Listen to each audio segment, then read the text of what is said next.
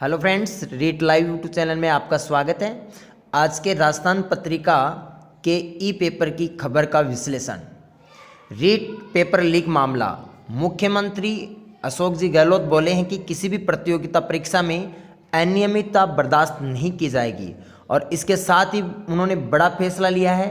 मुख्यमंत्री जी ने आधी रात के बाद बोर्ड अध्यक्ष जारोली को बर्खास्त कर दिया गया है। जी हाँ, बोर्ड अध्यक्ष जारोली को बर्खास्त कर दिया गया है और अब आगे क्या होगा ये पूरी खबर हम आपको डिटेल से इस वीडियो में बताएंगे।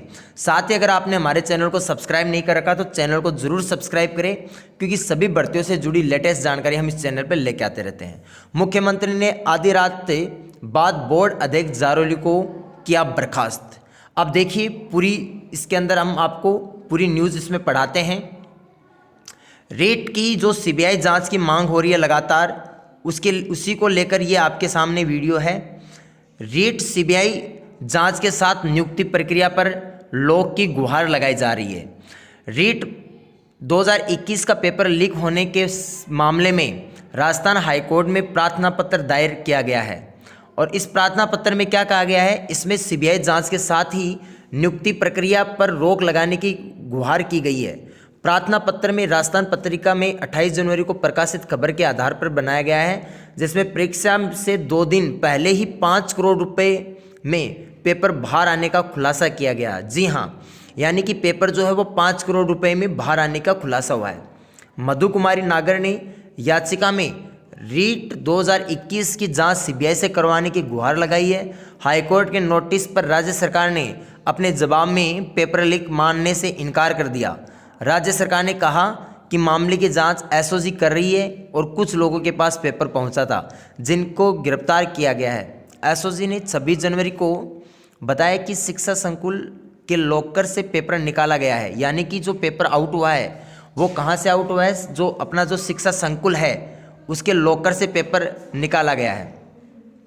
पत्रिका ने किया था खुलासा, राजस्थान पत्रिका ने भी इसका खुलासा किया था। पत्रिका ने 28 जनवरी को खुलासा किया था कि 5 करोड़ रुपए में पेपर का सौदा हुआ था। प्रार्थना पत्र में कोर्ट से सीबीआई जांच के साथ नियुक्ति प्रक्रिया पर भी रोक लगाने की गुहार की गई है।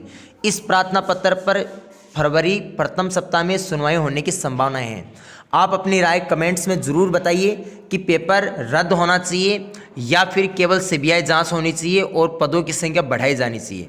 अब इसके अंदर आगे के अंदर हम इसके अंदर न्यूज़ के अंदर आपको पढ़ाते हैं, पैकेट कटा होने पर शिकायत क्यों नहीं हुई। इसका भी ये भी एक बहुत बड़ा सवाल है। आप इसके अंदर देख सकते हैं, राम कृपाल की पेपर केंद्र में तैनाती कैसे हुई तथा जिस पैकेट को काटकर उसने पेपर निकाला वह किस केंद्र पर पहुंचा और इस केंद्र के संचालक भी गिरोह में शामिल हो सकते हैं जिन्होंने कटा हुआ पैकेट और पेपर कम मिलने पर भी शिकायत क्यों नहीं की।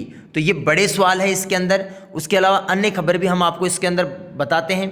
पेपर मिला उसे जिसने लगाए सबसे ऊंचे दाम, यानी कि पेपर उसी को मिला था जिसने सबसे ज़्यादा पैसे लगाए थे। इसके अंदर पूरी न्यूज़ हम विस्तार से पढ़ते हैं, विस्तार से खबर देखते हैं। इसके अंदर रीट पेपर लीक के आरोप में गिरफ्तार रामकृपाल मीणा डिप्टी कोऑर्डिनेटर बनने से पहले ही आश्वस्त था कि उसके पास पेपर आएगा, इसलिए उसने उद्दाराम बिश्नोई और पर्चा लीक के लिए कुख्यात एक अन्य आरोपी से संपर्क किया। उसने उद्दाराम को दिया और उससे जिसने मुंह मांगी कीमत देने की हामी भर ली थी। एसओजी ने रामकृपाल मीणा और उसके खरीदार उद्दाराम को पहले गिरफ्तार किया था। एसओजी ने यानी कि इन दोनों को गिरफ्तार कर लिया है। पड़ताल में सामने आया कि रीट की तिथि तय होने के साथ ही उद्दाराम पेपर हथियाने के प्रयास में जुट गया। उसकी तरह ही प्रदेश स्तर पर नकल और पेपर लीक में जो जितने भी सक्रिय गिरोह थे का सरगना भी प्रयासरत था। ग्राम विकास अधिकारी और पुलिस उपनिरीक्षक यानी एसआई परीक्षा गड़बड़ी में भी उनका नाम सामने आया था। हालांकि मोल भाव में रामकृपाल ने उद्दाराम को ऑफर स्वीकार किया। एसओजी ने शुक्रवार रात को रीट पेपर लीक मामले में कुछ अन्य लोगों को भी हिरासत में किया और उनमें से परीक्षा से जुड़ा एक और गैर सरकारी व्यक्ति मिला है जो परीक्षा से जुड़ा हुआ है। एसओजी जल्द ही इसकी गिरफ्तारी कर सकती है। सामने आया कि वर्ष 2011 और 2012 में भी कांग्रेस सरकार के कार्यकाल में हुई आरटेट में भी जयपुर का कोऑर्डिनेटर प्रदीप पारासर को बनाया गया था। उसमें बोर्ड चेयरमैन मंत्री सुभाष गर्ग थे, यानी कि वो जो बोर्ड के चेयरमैन थे वो मंत्री सुभाष गर्ग थे। पारासर मंत्री सुभाष गर्ग और बोर्ड चेयरमैन डीपी जालोरी का करीबी माना जाता है, यानी कि इसके अंदर बड़े नाम भी सामने आ रहे हैं। तो ये इसकी पूरी खबर है, आप इसके अंदर विस्तार से पढ़ सकते हो। और इसके अलावा आप यहाँ पर